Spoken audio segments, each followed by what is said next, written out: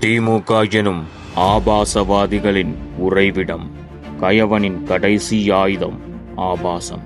ஆனால் திமுக காரனின் முதல் ஆயுதமே அதுதான்.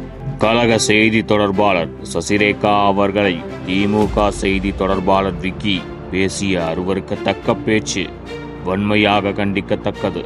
ஞானசேகரன் தொடங்கி தெய்வச் செயல் வரை தங்கள் கட்சியின் லட்சணம் ஊரெல்லாம் நாறிக்கொண்டிருக்க திமுகவின் கொத்தடிமைகள் இன்னும் பெண்களை நடத்தும் விதம் இதுதான். பெண்கள் யாரும் பாலியல் குற்றங்களை பற்றி பேசக்கூடாது, விமர்சிக்க கூடாது.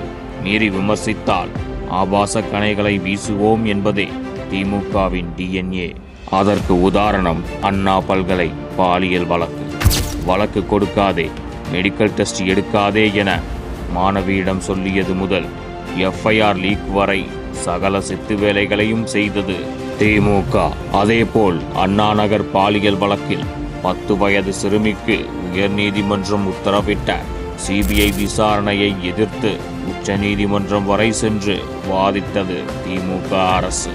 இப்படிப்பட்ட இவர்கள்தான் அண்ணா பல்கலை வழக்கில் தீர்ப்பு வாங்கி தந்தார்கள் என்று சொன்னதை மக்கள் யாருமே நம்பவில்லை.